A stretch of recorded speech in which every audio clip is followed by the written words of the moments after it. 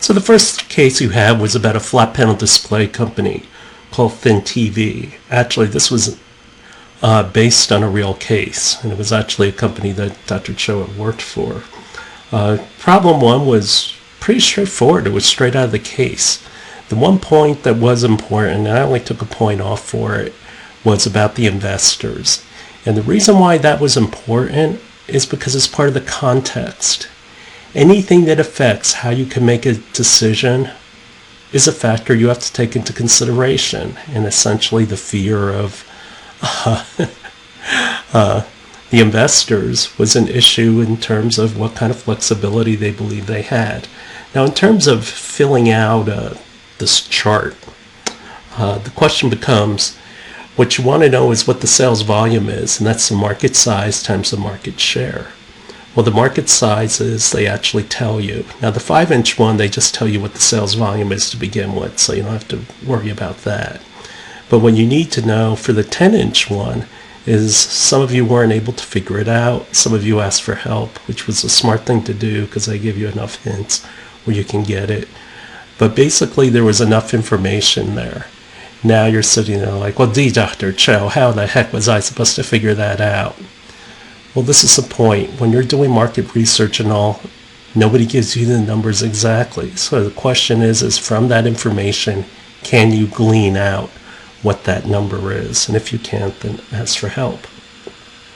In terms of market share, a lot of the numbers were just given to you outright. So if you knew the volume share, you could figure out what the volume of displays are.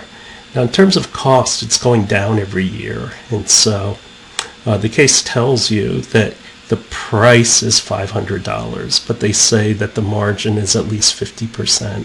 So all you have to do is, I'm assuming the margin's 50%, and therefore it's $5.21, and so you can get the rest of it. In terms of figuring out a 3, 4, 5 display area, that's basic high school geometry. But anyway, in terms of the price, now you know the price is coming down because the cost is coming down, and so this is a hugely competitive market.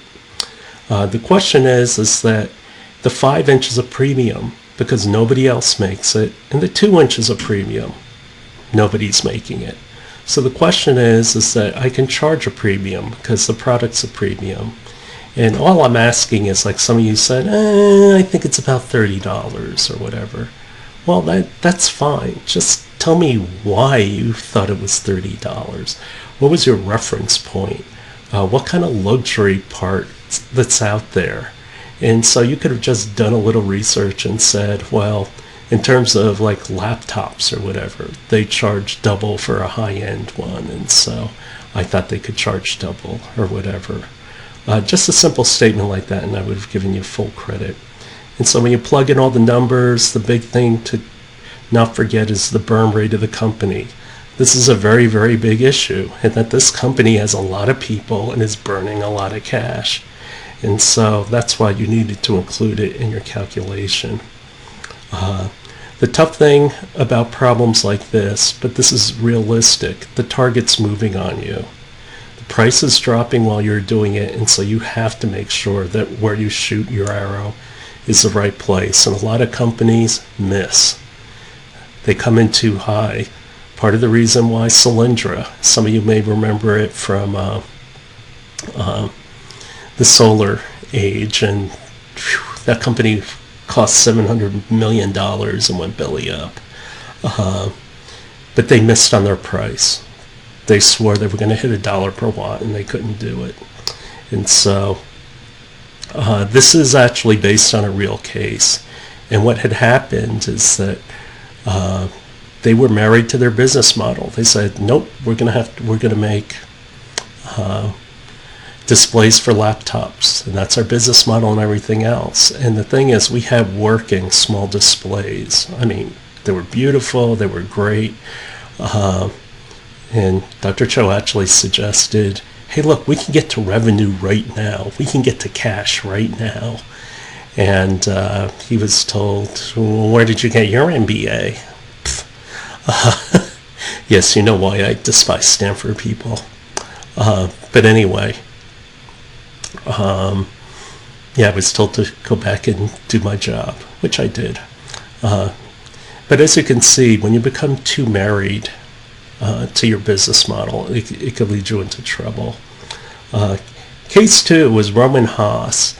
Even though this is an old case, I like it, and I like it for the concept that it illustrates. What it illustrates is there's a lot of assumptions you can make with the numbers, as long as you are somewhere in the ballpark, and that's typically somewhere in the neighborhood of anywhere from $3,000 to $12,000 a year savings, which is significant. I gave you full credit.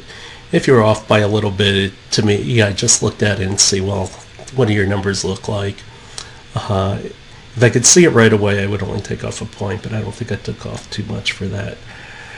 A big part of where they're failing, and a lot of you had hit on the right points, but one of the points I was looking for was actually the training of the personnel, and the case talks about it.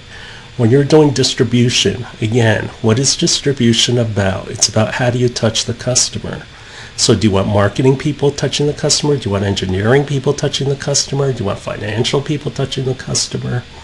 And the other part of distribution from the lecture, and this is why I picked this case, because it's a good distribution case, it's also about logistics or information. This is a brand new product. The question is, who controls the information? And that's the issue with the distributors. Are they incentivized enough to educate and push your product? In order to do that, you need to understand the environment. Essentially, they're machine shops, and the people who make the call on machine shops are the owners, typically. But if you told me, some of you wrote like there was a collection of people, decision-making body group, and that's I gave you full credit for that too. So I asked you for a strategy, and a strategy is about what is the problem, how am I going to address it, and how am I going to measure it. Remember, if it's not measurable, it's not a strategy. So you could keep, some of you decided just to keep the price the same. Some of you said this is a premium product, we can charge more just because the cost of it is so much less than what they're saving. But then if you're going to do that, here's an opportunity to kick some of the money back to the distributors to incentivize them. In terms of your positioning in their mind, you could either go for utility elements or you could go for health. And that's one thing some of you touched on and some of you didn't. And most of you focused on utility, and the basic utility of this product is cost. It doesn't work any better than the current cleaners, it's just a lot cheaper. And then in terms of distribution, training, and how to keep everybody focused, because there's too many different directions that this goes in. And this was only worth 1 point, and that 1 point separates for people who really, really know their stuff and people versus people who really know it well. But the extra level is there's enough hints that you've learned through this course that you could have actually figured the answer out. And that's if you sit down and think about it hard, this product is having problems crossing the chasm. We want to get into the mainstream. And the problem with mainstream is, yes, people are, what's the fundamental concept of the chasm?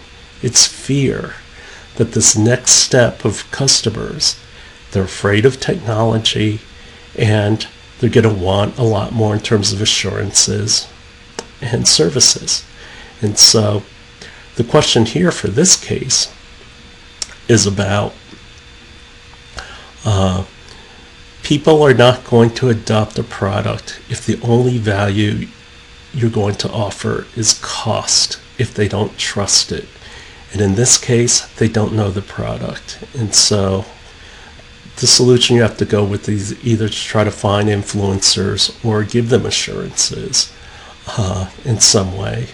But even though you can save somebody a lot of money, and actually in one of the lectures I even talked about it during the price lecture about cost of ownership, and that's that when you put your livelihood and production at risk, people don't like to take a risk on technology. They're going to wait for somebody else to do it first. Guerrilla attack. Here is your opportunity to get actually